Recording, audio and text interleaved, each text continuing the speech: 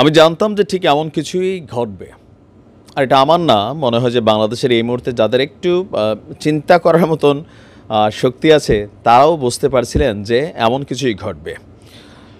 গতকালকে বাংলাদেশ আওয়ামী লীগের পক্ষ থেকে তাদের অফিসিয়াল যেই ভেরিফাইড ফেসবুক পেজ আছে সেখানে একটা ঘোষণা এসেছিল। আজকে সকালে আমরা এই নিউজটা করেছি, আপনারা অনেকে বিভিন্ন জায়গায় দেখেছেনও যে আগামী ফেব্রুয়ারি মাস জুড়ে বাংলাদেশ আওয়ামী লীগ বেশ কিছু কর্মসূচি হাতে নিয়েছে।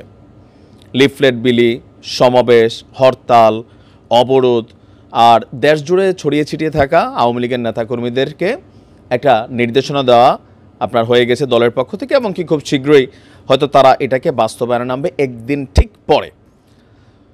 গতকালকে এই খবরটা আসার সাথে সাথেই সরকারের পক্ষ থেকে একটা বার্তা আসছে যে আওয়ামী লীগকে মাঠে নামতে দেওয়া হবে না। তো সরকারের পক্ষ থেকে বার্তা আসলেও আজকে আনুষ্ঠানিকভাবে বৈষম্য বিরোধী ছাত্র আন্দোলনের নেতারা, রাজনৈতিক দল হিসেবে বিএনপির নেতাকর্মীরা, জামাত ইসলামের নেতাকর্মীরা, তারা প্রত্যেককে কিন্তু তাদের যার যার জায়গা থেকে অবস্থান প্রকাশ করেছে। এখন শেখ হাসিনার ম্যাজিক কোনটা এখানে কাজে লেগে গেল যে শেখ হাসিনাকে হটানোর জন্য, পতনের জন্য সবগুলা শক্তি একত্রিত হয়ে কাজ করছে, দেন তারা সফল হয়েছিল। কিন্তু যখন ক্ষমতাকে কেন্দ্র করে বা বিভিন্ন ইস্যুতে তারা আলাদা আলাদা পথে হাঁটছিল, কেউই কিন্তু বিজয়ী হচ্ছে না। বিএনপি নির্বাচনের জন্য দৌড়াচ্ছে, নির্বাচনের জন্য সরকারের অবস্থান একটু ভিন্ন। ছাত্ররা নানান ইস্যুতে আন্দোলনের চেষ্টা করছে, বিএনপির বাধায় তারা পণ্ড হচ্ছে। জামাত বিএনপি লাগালাগি হয়ে গেছে। সব মিলিয়ে বিশৃঙ্খল, বিচ্ছিন্নতা, বৈষম্য বিরোধী ছাত্ররাও নিজেরা একে অন্যের সাথে লাগালাগিতে ব্যস্ত। তো মোট কথা সবগুলা শক্তি বিচ্ছিন্ন হয়ে গেছে।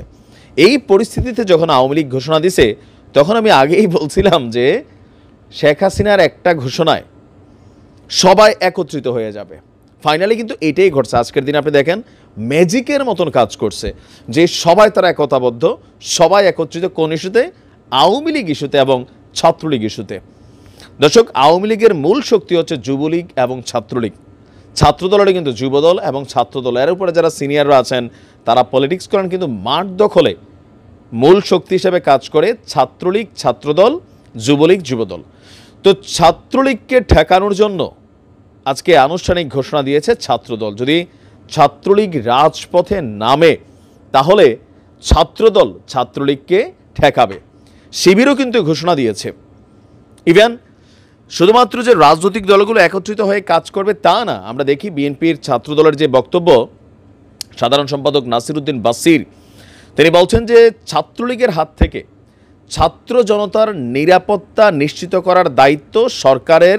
এর পাশাপাশি সরকার যদি ব্যর্থ হয় তাহলে ছাত্র জনতা জুলাই আগস্টের মতন আবারও রাজপথে নামবে ছাত্রলীগকে প্রতিরোধ করতে।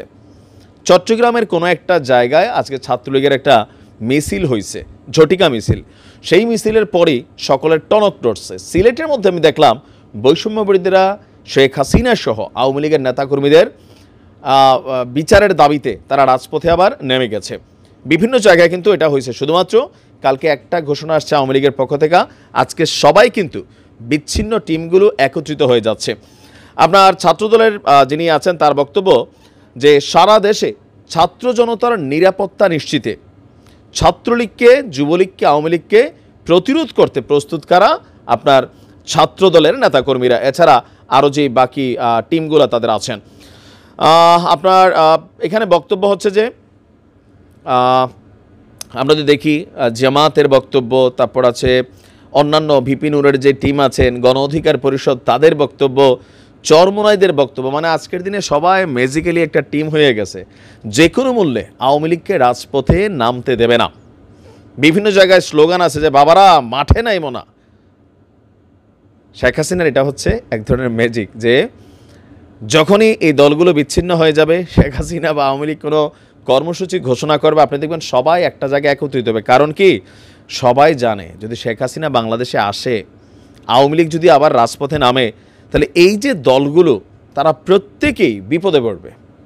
মোকাবেলা করতে গিয়া তারা একা পারবে না, এখানে একত্রিত হইয়া একটা শক্তি হিসেবে লড়াই করতে হবে। তো শেখ হাসিনার এক ডাকে আমি দেখলাম যে এতদিন যাবৎ যেই আলাদা আলাদা অ্যাক্টিভিটি শুরু হয়ে গেছিল সেটা আবার একত্রিত টিম হিসেবে সামনে আসছে। এখন দেখা যাক আওয়ামী লীগ আসলে ফেব্রুয়ারিতে তাদের কর্মকাণ্ড করতে পারে কিনা, সময় বলে দেবে।